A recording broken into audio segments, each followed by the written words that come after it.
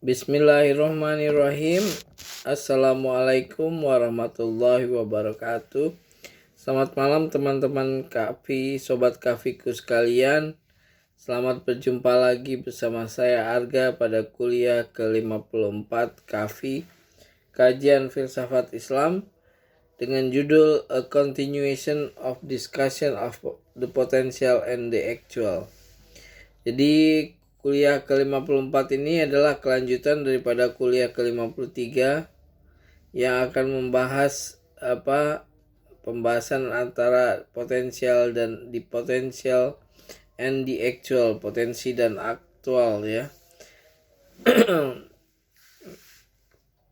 Sebagaimana sudah saya jelaskan bahwa akal kita mengatakan bahwa potensial dan aktual ini harus ada lebih dulu aktual ya, baru bisa mewujudkan potensial lainnya ya. Akal kita mengatakan bahwa tidak mungkin potensi dulu hadir sebelum aktual ya. Harus ada eksisten aktual dulu yang sebagai dasarnya, landasannya ya. Focusing on the concept of potentiality and actuality, it is clear that three conditions are necessary for their abstraction. Ada 3 syaratnya. Two existences are to be compared with one another. Therefore, nothingness cannot be considered an instance of potentiality or actuality.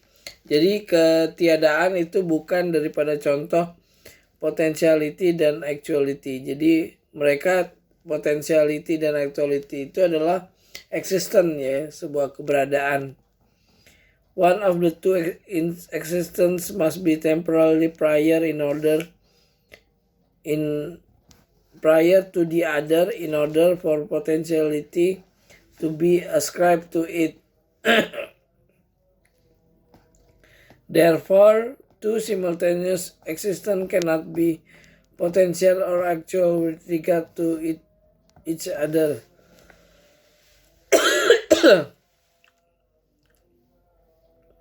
Ya, jadi kita lihat dulu mana yang lebih dulu potensi dan aktual ya. Kalau secara logika mengatakan bahwa harus ada actuality dulu, baru di dalamnya inherent potentiality yang akan melahirkan actuality berikutnya ya. Seperti manusia di dalam dirinya punya potensi menjadi ilmuwan, menjadi saintis, menjadi hafiz ya kan, menjadi pelukis atau menjadi pemain piano, pemain gitar, dan and so on and so forth ya, dalam diri manusia.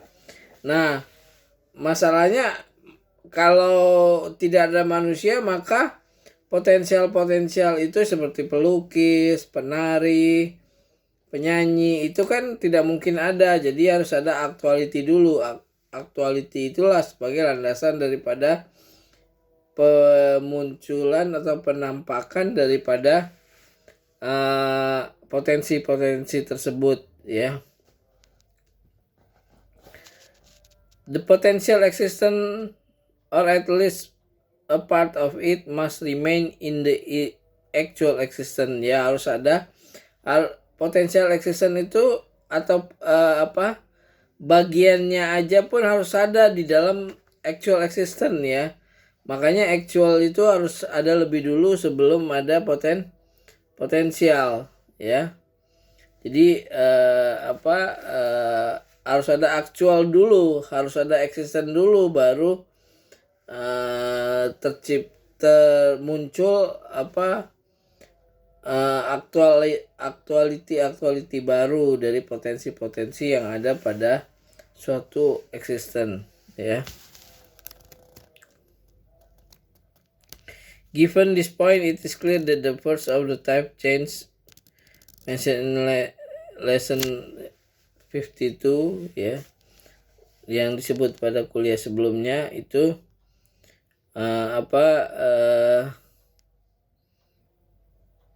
ini adalah abstraksi daripada tiga aktual and potensial ya, potensi dan aktual ya.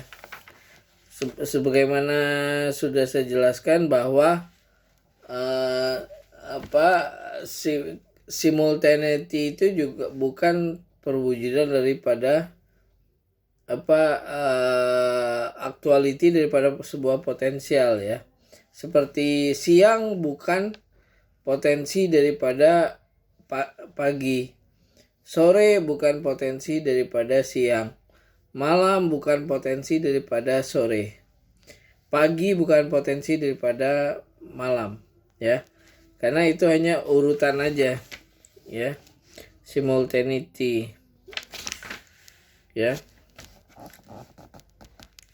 Nah, diskusi ini akan membawa kita pada perdebatan yang sangat kontroversial ya di dalam filsafat mengenai keabadian alam semesta ya. Para filosof percaya bahwa alam semesta ini abadi ya, bagaimanapun bentuknya, entah dia belang bontang ataupun centang perenang ya. Yang jelas bahwa alam semesta itu akan abadi, terserah bagaimana bentuknya. Nah, ini kan perdebatannya menyebabkan para filosof dianggap kafir, zindik, ataupun keluar dari agama Islam. Padahal penemuan ini adalah penemuan yang sifatnya rasional ya, bahwa alam semesta ini abadi karena penciptanya juga abadi. Itu kan logikanya gitu, bahwa Tuhan selalu berkreasi, Tuhan selalu mencipta ya kan, bahwa ciptaannya itu kan alam semesta. Nah, saat Tuhannya itu juga abadi, maka alam semesta juga abadi kan, karena pembentuknya, penjaganya ataupun ya pengelolanya itu abadi ya. Maka bahwa artinya Tuhan tidak akan berhenti dalam mencipta. Nah, sehingga entah ya, yang kita bayangkan kan bahwa kita tinggal di bumi. Nah, bumi ini kan sebagian daripada alam semesta, hanya sebagian kecil dari alam semesta. Bumi aja kan hanya sebuah planet yang mengelilingi matahari, satu bintang matahari. Nah, bintang-bintang itu aja bermiliaran di galaksi Bima Sakti. Nah, galaksi itu juga miliaran di alam semesta ini. Berarti alam semesta luas sekali kan. Nah, sehingga ada kepercayaan daripada para filosof bahwa alam semesta ini akan kekal gitu, terserah bagaimanapun bentuknya, bahwa mau centang perenang atau hancur atau tidak beraturan ya, itu artinya dia tetap eksis sebagaimana Tuhan juga eksis penciptanya. Nah, inilah yang menyebabkan perdebatan yang tidak kunjung selesai ya, yang perdebatan hangat, sampai juga menuduh bahwa Al-Ghazali ya, filosof besar Muslim, menuduh Ibnu Sina dan Ibnu Rus itu sudah kafir ataupun zindik ya, ataupun ya sudah kafir ya, keluar dari Islam ya. Padahal ini adalah penemuan filosofis ya. Artinya di sini manusia punya kebebasan untuk menafsirkan apa-apa yang diturunkan oleh Tuhannya melalui nabi ya, yang ditafsirkan dengan akal manusia ya. Oke. Jadi ini berkaitan juga dengan aktual potensial, dan bahwa sesuatu itu akan selalu berubah terus ya. Akan selalu terjadi regression kebaruan ya, novelty di alam semesta ini. Bahwa sampai ada adium bahwa yang abadi itu adalah perubahan itu sendiri ya. Selalu berubah kecuali Tuhan, the save the God ya. Ya. Okay, infinite regress of material events. Nah, in the language of philosophy, it is well known that every material phenomenon is preceded by matter and time. Jadi, setiap materi didahului oleh materi dan waktu ya. A general requirement of this principle is that the appearance of material existence from pure nothingness is considered to be impossible ya. Jadi munculnya material existence dari ketiadaan itu tidak mungkin ya. Accordingly, the first and the third of the 15 type of the change will be denied. Since prime matter is considered to possess infinite potentiality, an infinite regress of events extending into the future is considered to be possible. Regress of event extending into the future is considered to be possible. The occurrence of which is proven on the basis of the absolute divine grace and the absence of stinginess in the higher source, which imply the denial of second type of change. On the other hand, the Mutakalimin and some philosophers such as Mir Daumat hold that the material world has temporary beginning. Ya, Mir Daumat percaya bahwa dunia-dunia materi ini punya temporal beginning, jadi punya awal ya, punya awal temporal ya, awal waktu, dalam waktu, punya temporal ya. Temporal itu adalah yang ada tempat dan waktunya, position, time and location. In order to refute the hypothesis of infinite regress of event into the past, they rely on the claim that infinite regress is invalid. Likewise, the above-mentioned claim is used to prove the temporal end of the material world. Jadi juga tentang akhir daripada alam semesta ini, akhir daripada dunia materi ya. Apakah dunia materi ini berakhir selesai di dunia materi aja, ataukah dia bisa kembali kepada Tuhannya? Nah, itu kan tujuan akhirnya kan daripada logika mengatakan bahwa ada Allah dulu, ada Allah, ada Tuhan ya. Tuhan lalu mencipta malaikat, malaikat mencipta dengan bantuan malaikat manusia tercipta, Tuhan mencipta manusia melahirkan terdisposisi, terurai menjadi materi-materi ya. Juga Tuhan mencipta hewan, tumbuhan, sebagainya ya.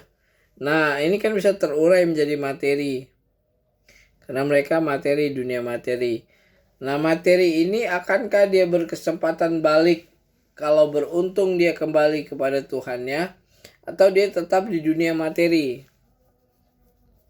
Nah, Mullah Sadran mengatakan bahwa materi yang beruntung itulah materi yang bisa sampai kembali kepada Tuhannya. Dari materi ya, dia berevolusi menjadi tumbuhan dia bisa berevolusi menjadi hewan berevolusi menjadi manusia berevolusi menjadi malaikat kembali kepada Tuhannya. Ini hanya materi yang beruntung ya, yang bisa sampai kembali kepada Tuhannya ya. Nah, begitulah perjalanan dunia materi.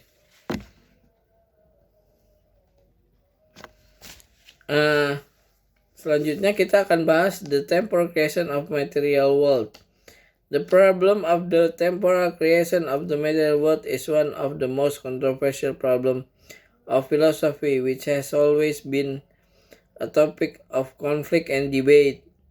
Mutakallimin were especially insistent on proving it and considered it to be implied by the principle of causality, as was indicated in the discussion of cause and effect. They considered newness to be the criterion of needing a cause. Jadi materi ini adalah baru ya, newness atau hudus ya, dan itu dia pasti membutuhkan sebab ya, sebab daripada eksistensinya. Nah, sebab ini kan pertanyaannya apakah hanya berperan pada eksistensinya atau selama kehidupannya, ketergantungannya ya. Kan ada para teolog yang mengatakan bahwa alam semesta ini hanya Tuhan itu hanya dibutuhkan saat perwujudan daripada alam semesta. Nah, dengan telah diberikan hukum-hukum oleh Tuhan di dalam alam semesta ini, maka Tuhan sudah berhenti bekerja, dan seperti jam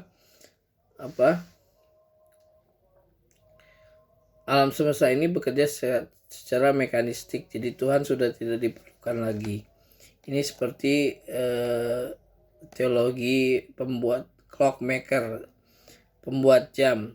Nah, ada juga para teolog ataupun filosof yang membantah ini, bahwa Tuhan atau sebab itu tidak hanya dibutuhkan daripada keberadaan daripada segala sesuatu, tapi untuk keberlangsungan dari segala sesuatu itu juga sebab itu tetap dibutuhkan. Jadi Tuhan tetap dibutuhkan daripada keberadaan daripada eksisten tersebut ya, efek tersebut ya. Jadi bukan hanya dalam eksistensinya aja, untuk hadirnya, untuk wujudnya, tapi keberlangsungan hidupnya juga itu membutuhkan daripada sebab.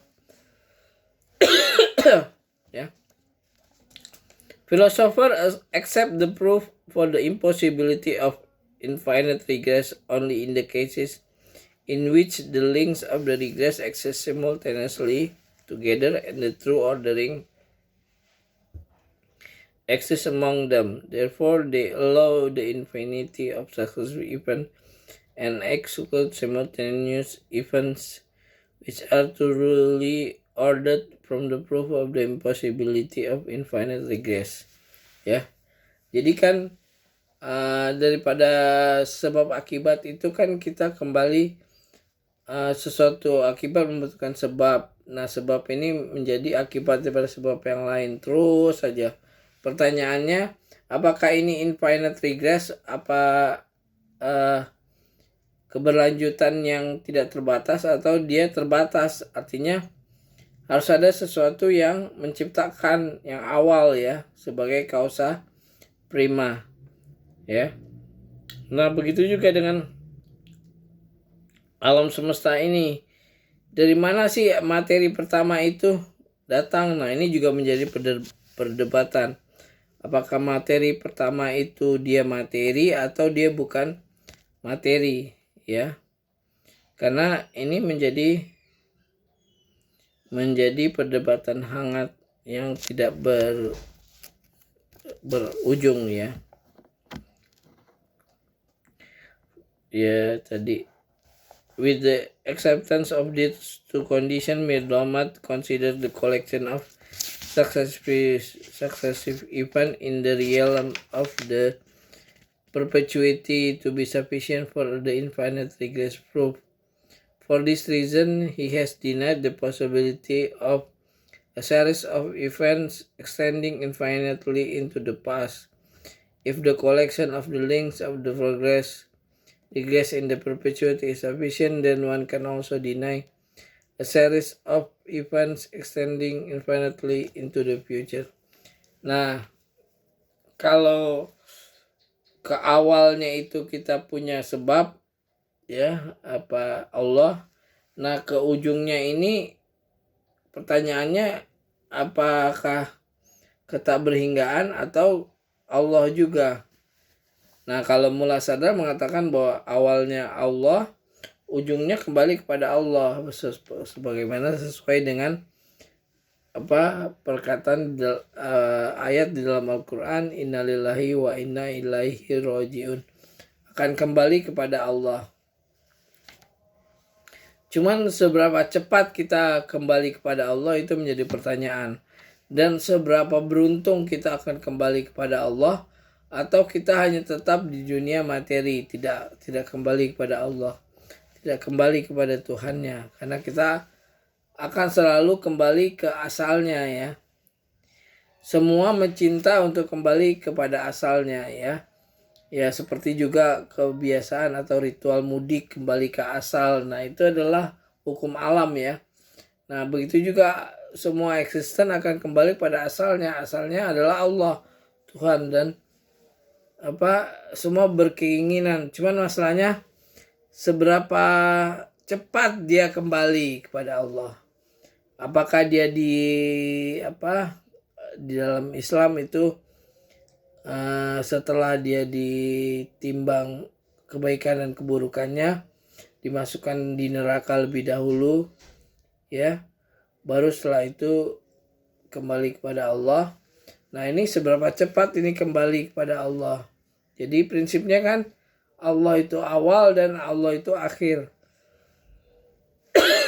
Tuhan itu awal dan Tuhan itu akhir, ya. Jadi